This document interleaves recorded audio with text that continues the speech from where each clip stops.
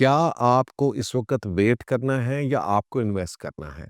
2025 में वो जो मैक्सिमम पैसे लगा सकता है, वो प्रॉपर्टी सेक्टर में लगा ले अगर वो चाहता है कि अगर वो अगले साल 2 साल के अंदर वो पैसा बनाना चाहता है।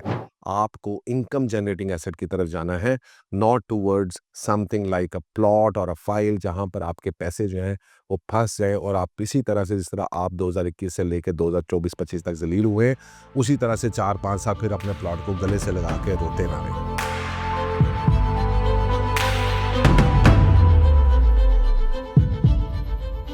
बिस्मिल्लाहिर्रहमानिर्रहीम, अस्सलाम वालेकुम। जैसे कि आप लोगों को पता है कि बहुत अरसे से हम पिछले 2-3 महीनों से इस बात को प्रेडिक्ट कर रहे थे कि जी 2025-26 जो है ये रियल एस्टेट के साल हैं और अल्हम्दुलिल्लाह वैसे ही चीज़ें काफ़ी हद तक चल रही हैं। अब बहुत सारे लोगों का ये सवाल है कि जी कि अगर आप टैक्स की तरफ देखें तो बहुत सारे इश्यूज़ आ रहे हैं टैक्सेशन की, कभी रिफॉर्म्स की बात आती है, कभी नेगेटिव न्यूज़ आ जाती है, कभी पॉजिटिव न्यूज़ आ जाती है। बट एक बात को आपको समझना पड़ेगा कि ये जो टैक्स रिफॉर्म्स हैं they are just a catalyst. So for example let's consider today कि आज तारीख तक पहली बात तो ये है कि टैक्स रिफॉर्म जो होने जा रहे हैं वो बड़े मिनिमल से हैं। फॉर एग्जांपल मुझे उसके अंदर कुछ अभी तक ऐसी कोई बहुत बड़ी पॉजिटिव न्यूज़ नहीं सुनने को मिल रही। फॉर एग्जांपल जो एडवांस टैक्स की बात वो करेंगे हम ख़त्म कर देंगे, वो वैसे भी सिर्फ आपका एडवांस टैक्स जा रहा है, वो एक्सेल टैक्स नहीं है। बहुत सारे लोग उसको प्रॉपर्टी टैक्स कंसिडर कर लेते हैं। अब हमें बड़ा प्रॉब्लम आ रहा है and that is something everyone is facing. For example इस वक़्त हम अगर अपनी जो आप ऐड चलाते हैं फेसबुक के ऊपर या उसके ऊपर, वो उसके ऊपर भी हमारा जो है वो तकरीबन 20% के करीब जो है वो टैक्स एडवांस टैक्स में कटता है और वो उधर ही गवर्नमेंट जो है वो 20% एडवांस टैक्स काट लेती है। लेकिन वो एडवांस टैक्स जो होता है वो एडजस्टेबल होता है। प्रॉपर्टी के अंदर जो दोनों टैक्सेस हैं उसके अंदर आपको समझना पड़ेगा कि जनाब वो यू हैव टू अंडरस्टैंड कि एडजस्टेबल टैक्सेस जो आप दे रहे हैं वो प्रॉपर्टी के ऊपर टैक्सेशन नहीं है। असल टैक्सेशन प्रॉपर्टी के ऊपर सिर्फ जो है वो आपके कैपिटल गेन टैक्स है, अगर आपको कैपिटल गेन टैक्स लग रहा है। उसके अलावा आपका ऑब्वियसली डीसी रेट के ऊपर स्टैम्प ड्यूटीज़ वगैरह जो आप देते हैं वो होती हैं। असल टैक्सेशन आपके ऊपर सिर्फ वही होती है और वो अभी भी कोई बहुत ज़्यादा नहीं है कि जनाब जिसके ऊपर करिए। लेकिन चूंकि माइंडसेट हमारा जो है ज़्यादा लोग ना, मसला ये है कि जनाब ज़्यादा लोग इधर ना पढ़े लिखे नहीं है और जब ज़्यादा लोग पढ़े लिखे नहीं होते हैं तो वो उस टैक्स को समझते हैं कि जनाब ये टैक्स जो है वो भी प्रॉपर्ली प्रॉपर्टी के ऊपर टैक्स लगा हुआ है। बहरहाल ये एक अच्छी न्यूज़ है कि जो आ रही है कि जनाब एटलीस्ट इस तरह के एडवांस टैक्सेस जो हैं उनके अंदर कमी की जाएगी क्योंकि वो प्रॉपर्टी का टैक्स नहीं है। तो वाई प्रॉपर्टी के ऊपर लगाने से उसको समझ नहीं आती है कि जी कि क्यों आप प्रॉपर्टी से वो एडवांस टैक्स लेना चाह रहे हैं और उसकी वजह से प्रॉपर्टी डाउन जा रही है। लेकिन नॉर्मल टैक्सेशन के अंदर जो है शायद प्रोबेबली इतनी कमी ना आए, but the only difference is going to be कि जनाब जो एडवांस टैक्सेस हैं उनके अंदर कमी आएगी ताकि लोगों को ये लगे और वो एक फीलिंग है आपके ज़हनी तौर पे सुकून के लिए है। आप बहरहाल जो बंदा टैक्स नहीं देता उसके लिए ऑब्वियसली ये टैक्स की एग्जम्पशन है। लेकिन अगर आप टैक्स पेयर हैं, आप फाइलर हैं और आपने वो टैक्स जमा कराना होता है तो वो आप अपने टैक्स के अगेंस्ट उस पैसे को आप एडजस्ट करा सकते हैं। तो सबसे पहली और इम्पोर्टेंट चीज़ तो ये। लेकिन ये देखें जो मेजर स्टैट्स हैं जो रियल एस्टेट के अंदर बूम आना चाह रहा है उसकी वजह ये है कि इस वक़्त पाकिस्तान की मार्केट जो है वो जनरली अंडर प्राइस्ड है और वो अंडर प्राइस्ड हुई उसकी वजह क्या थी? उसकी वजह डॉलर की एप्रिसिएशन थी। उसकी वजह जो है पिछले 2-3 सालों से प्राइसेस का नीचे जाना था। तो दोनों चीज़ें जब कंबाइन हुई तो उससे प्रॉपर्टी जो है वो बड़ा मेजर तरीके के साथ जो है वो अंडर प्राइस हो गई।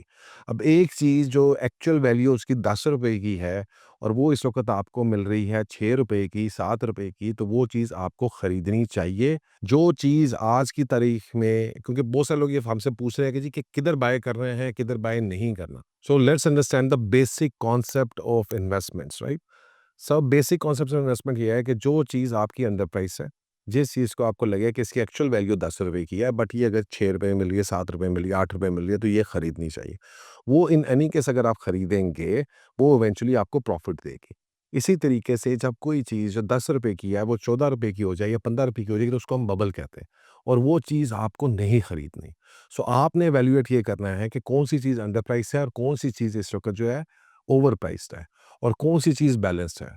तो अगर कोई चीज़ आपको नज़र आती है, जिस तरह फॉर एग्ज़ाम्पल जब क्वेटा की बारी आई, तो हमारी कोई क्वेटा या फाइल्स के साथ कोई इश्यू नहीं था। प्रॉब्लम ये था कि आपको एक जनरल सेंस समझना है कि जी कि क्वेटा की फाइल हो सकता है 70 लाख की हो, 60 लाख की हो या 80 लाख रुपए तक की, ये इसकी एक एवरेज प्राइस ब्रैकेट बननी चाहिए। अब अगर ये 2 करोड़ पे फाइल चली जाएगी तो वो ओवर प्राइस्ड है, या 1.5 करोड़ पे चली जाएगी तो ओवर प्राइस्ड है, या 1.25 करोड़ पे चली जाएगी तो ओवर प्राइस्ड है। अगर वो 25-30 लाख पे आती है तो वो अंडर प्राइस्ड है।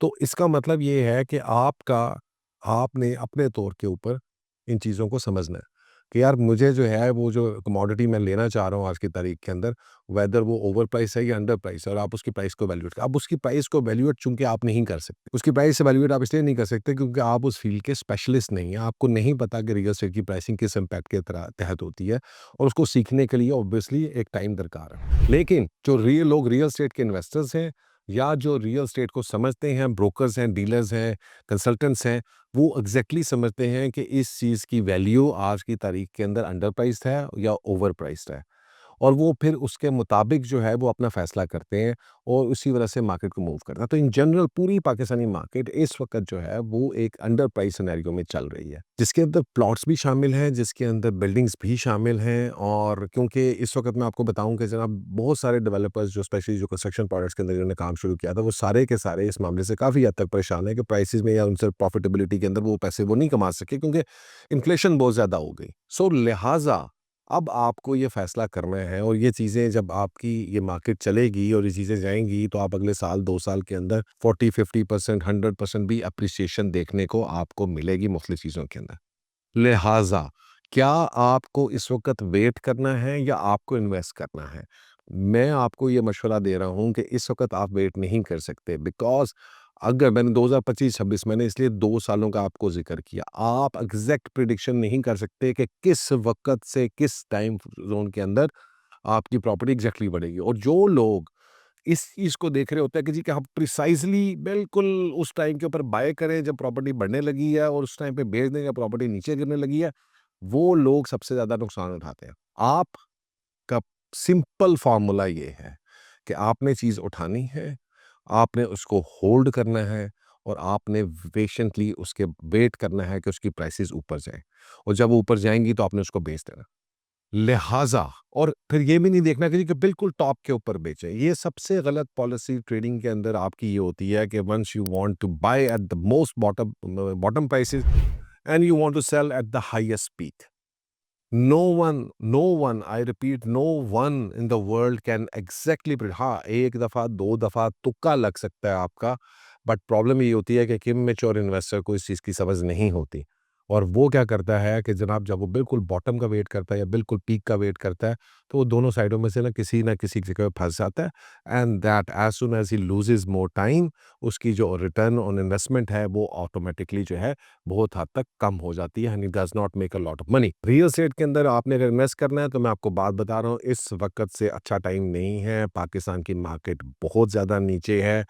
आपको फौरी तौर पे रियल एस्टेट में जाना है, आपको फौरी तौर पे उसमें इन्वेस्ट करना है। बैंक से पैसे बाहर निकल रहे हैं, लोग आ रहे हैं, हम मार्केट में बैठे हुए हैं, रोज़ाना की बुनियाद के ऊपर बहुत सारे लोग हमें अप्रोच कर रहे हैं, और जनरली अगर हम देखें आज से 6 महीने, साल से पहले से अभी की बात करें तो ऑलमोस्ट 100 से 150% ट्रांज़ैक्शंस में इज़ाफ़ा हो चुका है।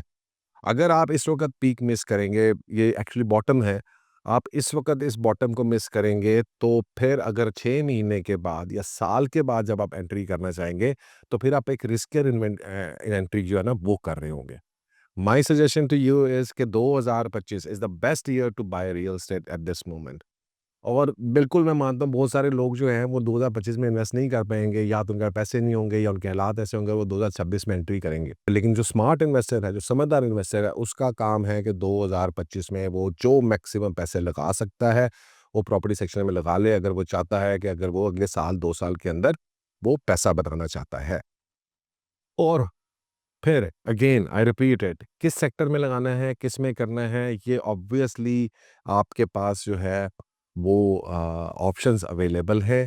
और आप चाहे उसको, और मैंने उससे कई दफ़ा और बारहा, और इस बार भी आपको ये बात बता रहा हूँ कि जी कि बराए मेहरबानी है कि कोशिश करें। ये नहीं है कि प्लॉट बुरे हैं, ये नहीं कि फाइलें बुरी हैं, प्रॉब्लम ये है कि वो आपके लिए बुरी हैं, आपको उसकी समझ नहीं आएगी, आप उसके अंदर फिर से फँस जाएँगे।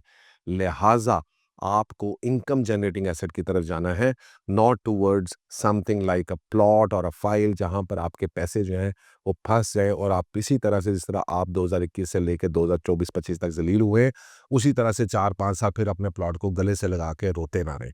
सो लिहाजा अगर यही पैसे आपने लगाए होते पिछले 4 सालों के अंदर, तो आप ये देखें कि आपने कम से कम भी जो है वो आज की तारीख तक आपने अगर करोड़ रुपया लगाया होता और लाख रुपए आपको रेंट आ रहा होता, तो आपने उस करोड़ रुपए के ऊपर जो है 3 से 4 सालों के अंदर जो है 3 सालों में 36 लाख 40 लाख रुपया रेंट ले लेना था। सो प्लीज़ इस बात को समझने की कोशिश करें और वो जो आपने करोड़ रुपए का प्लॉट लिया, वो आज की 3 साल 4 साल के बाद 60 लाख रुपए का रह गया। और अब 60 लाख रुपए से यस वो दोबारा करोड़ का भी जाएगा, सवा करोड़ का भी जाएगा या एक 40 का भी हो जाएगा। तो आपने कोई तीर नहीं मार लिया, ठीक है? वो रेंटल प्रॉपर्टी ने वैसे ही आपको 36 लाख रुपए दे रहा था और फिर टाइम वैल्यू ऑफ मनी को हम कैलकुलेट करें, तो वो किराया आपको 22 में दे रहा था, 23 में दे रहा था, 24 में दे रहा था। That has much higher value कि आप इकट्ठा एक 50 का अब इसको जाके बेचेंगे, तो आप कहेंगे मैंने इतना बड़ा 3 मार लिया, मैंने करोड़ का लिया था, 4 साल के बाद मैंने एक 50 का बेच दिया, एक 60 का बेच दिया।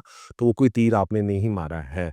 और ये भी नहीं पता कि वो आप बेच भी पाएँगे कि नहीं बेच पाएँगे। तो इतनी ज़्यादा इनश्योरिटी जब होती है, तो इसलिए हम एक एवरेज नॉर्मल इन्वेस्टर को ये बात बताते हैं कि वो अपने पैसे किसी भी इस तरह की चीज़ में ना डालें और उसके लिए सबसे बेहतरीन है, इस वक़्त बहुत अच्छे प्रोजेक्ट्स अवेलेबल हैं मार्केट के अंदर, इमलाक के पास अवेलेबल हैं, आप हमारे पास आएँ, हमें बताएँ, हम आपका पैसा उस जगह पे पार्क करेंगे जहाँ से आपको साल, डेढ़ साल के अंदर आपकी रेंटल इनकम भी आएगी, प्लस आपको कैपिटल गेन्स भी मिलेगा। तो that is the right way to go, right? Stay tuned, take care, अल्लाह हाफ़िज़।